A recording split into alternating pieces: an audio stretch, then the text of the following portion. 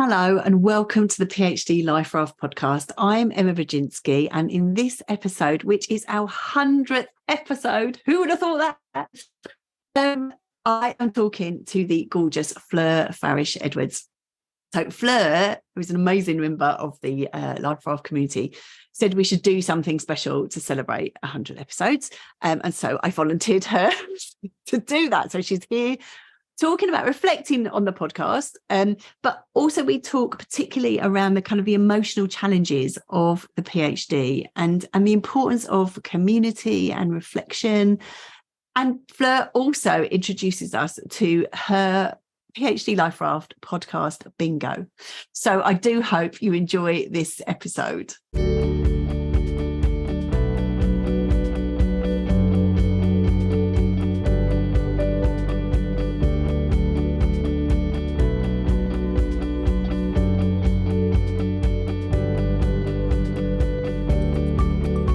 Hello, Fleur. Hi, Emma. It was a bit fun. It's been funny, right? We have to confess right at the beginning that we know each other. Mm-hmm. I have been privileged to be part of your PhD journey for a good while now, and it's a couple of years now, which is amazing.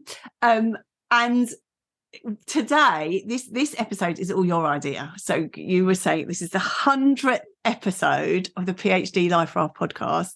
I feel like I should have some poppers or something to go. Yeah, I mean, who knew? I had no idea when I started off that it would go this long. So that's amazing. And you said, well, why don't we do one to sort of celebrate that and what it does? So I was like, yes, and you can do it.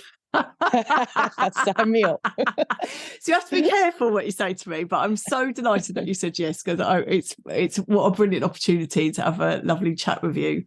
So we're going to get into that in a minute, mm-hmm. But I want to do the same as we have done for the last 99 episodes in terms of starting with your journey. So tell us a little bit about you and your PhD journey so far. Okay, thank you. And it is really, really great to be here, and I'm so excited. And I am in the messy middle. I'm doing my professional doctorate by distance. So it's not, there was no sort of taught classes or anything like that. So I'm doing it remotely. And I actually started it in October 2020. So when all the kind of COVID lockdowny things were kind of unsure and and it's in psychotherapy studies. Because I'm a counsellor and I teach counselling. So I'm also managing my doctorate with full-time teaching and clinical practice with clients and supervisors.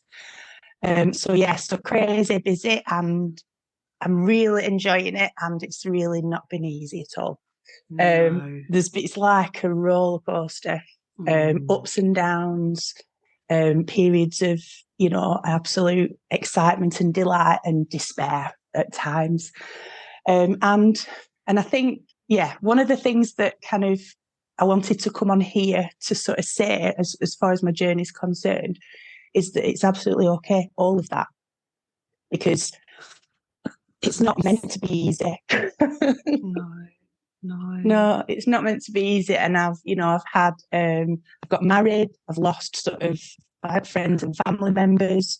There's been all sorts of stuff going on personally, as well as sort of managing the sort of everything and fitting the doctorate in. And I think one of the things that really gave me a new lease in life, I suppose, as far as the doctorate being part of my life, is when I came across your stuff, because I realised then that it's not just another thing that I need to fit into my week and I need to put in and do and actually it's part of my journey. And actually doing it is the amazing thing. And one of the things that you sort of say that really sticks in my mind is that, is it like sort of 1% of people do a doctorate or something? And I've always done well with a master's, my degree, sort of at college and school. And this is, a real life-changing, and I'm in it, process. So already I'm finding it life-changing.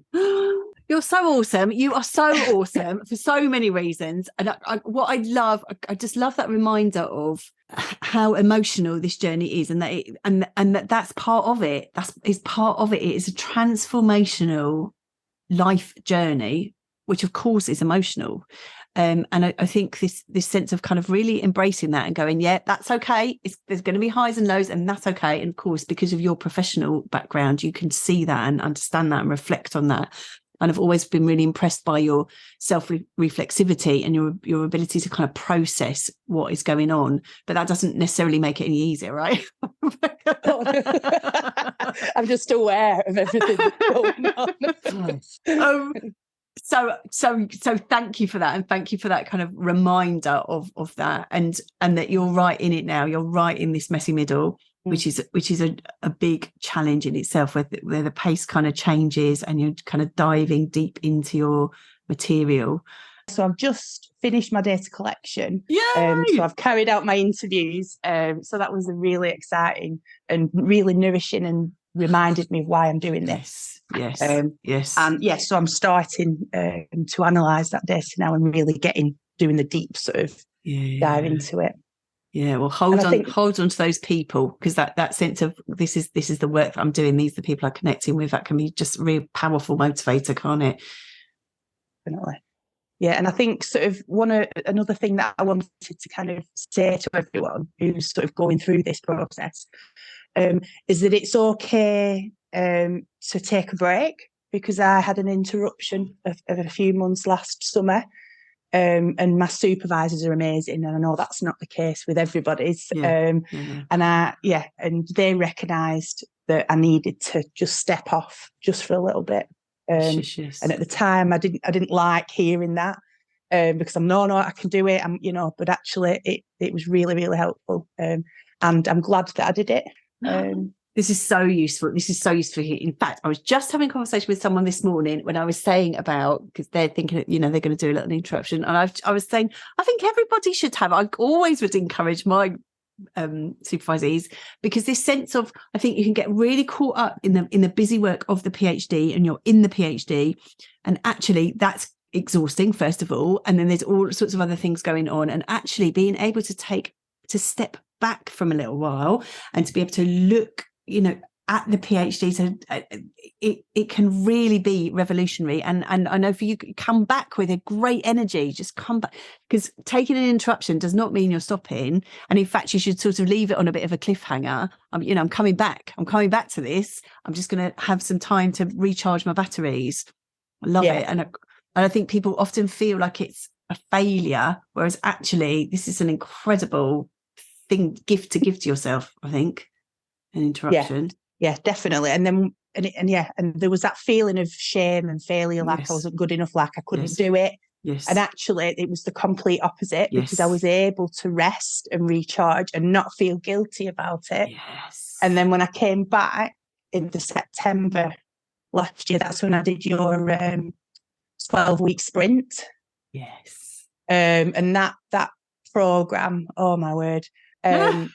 That's what set me up to be able to plan and carry out my interviews. So it was during that time with that refreshed energy and the structure and the support of that 12-week sprint program, and the accountability of others on it as well. Yes.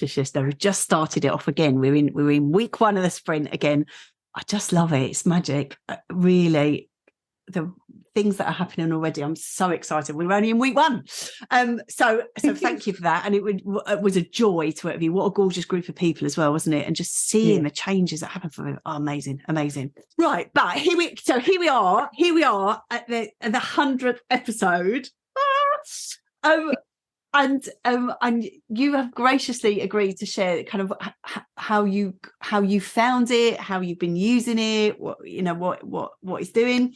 Because I think that I set off to do this podcast because I'd been doing some work in this area. As you know, I've got this background in therapy and a background as an academic, and I was just really conscious about kind of mental health and particular challenges for PhD researchers.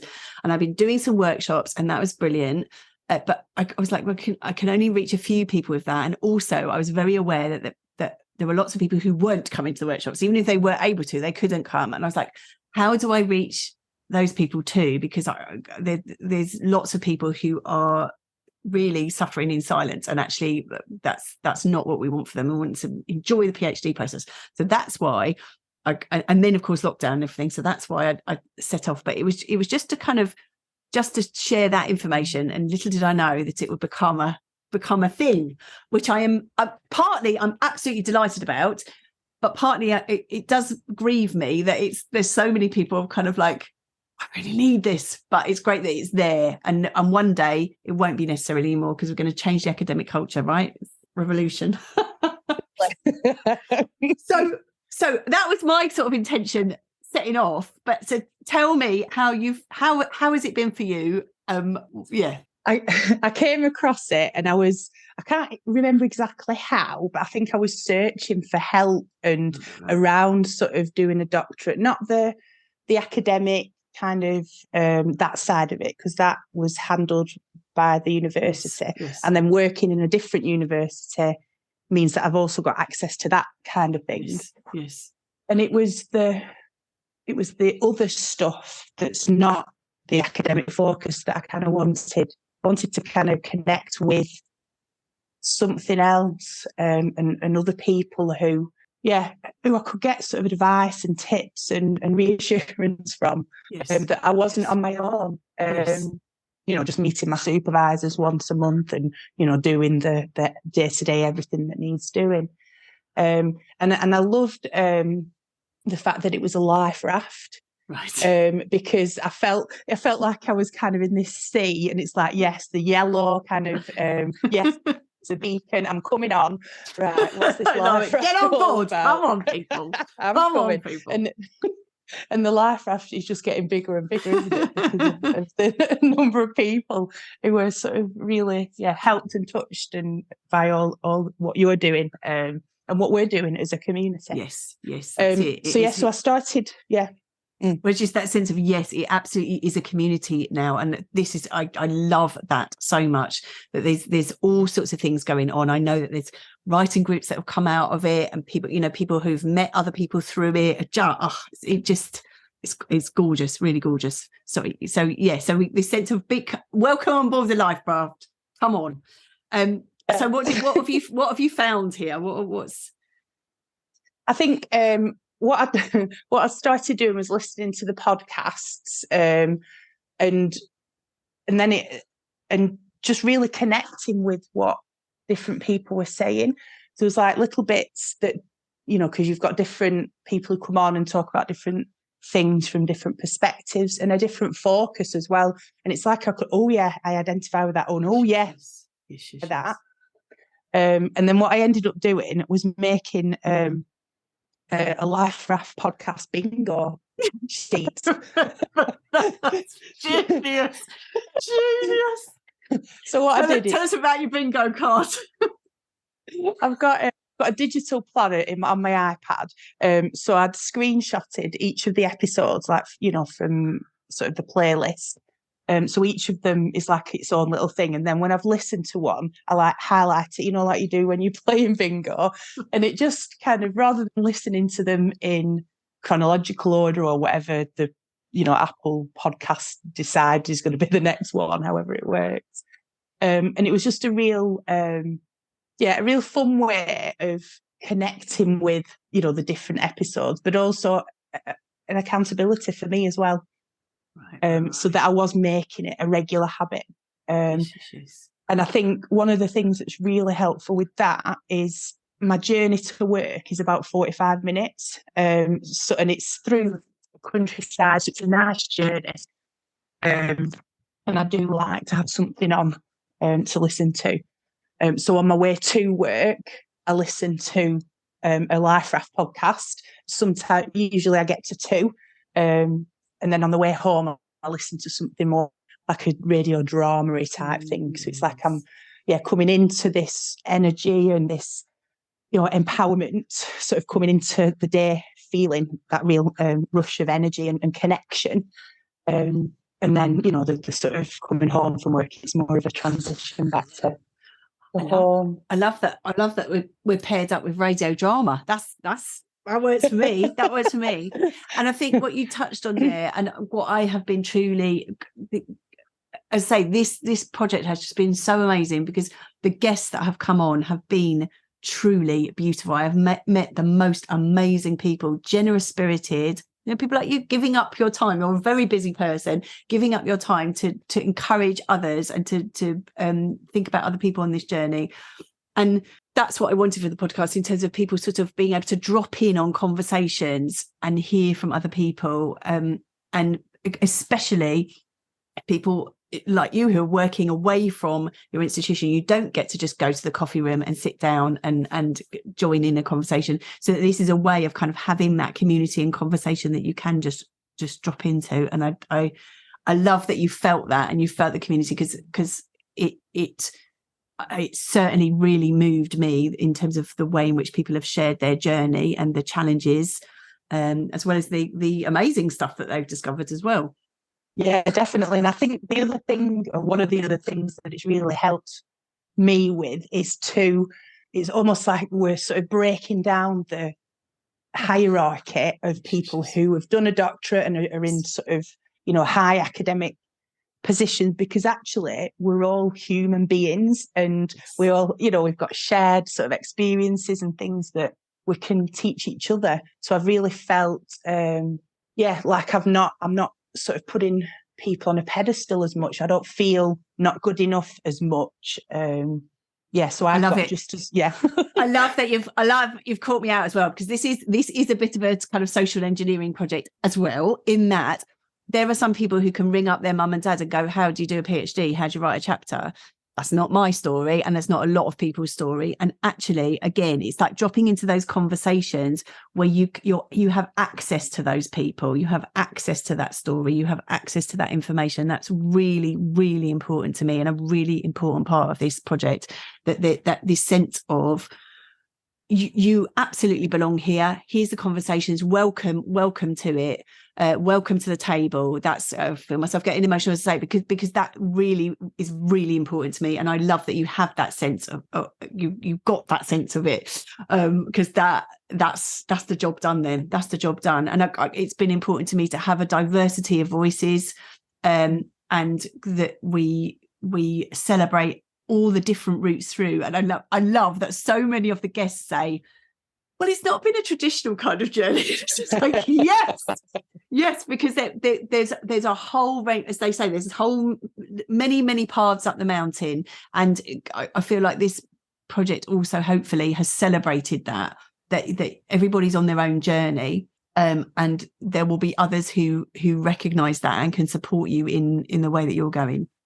Yeah, sorry, that was a bit of a rant, wasn't it? But I feel so that it's really important that things don't happen behind closed doors, that actually people are able to access those conversations. Yeah, definitely, and feel part of them and feel an equal part in them as well. Definitely. Like this big sort of huge farmhouse family table, rather than like somebody sort of sat up on the stage somewhere. I love it. It's really cool. I love it. We're of time. As we started, we said I said, look, the two of us, we could chat for England, and if not, indeed, the world. So we're already kind of coming to a close. I just wondered if there's anything else that you'd wanted to say about the podcast or your journey, or. I think so. There's a couple of things I definitely wanted to kind of share. And I've covered some of them already.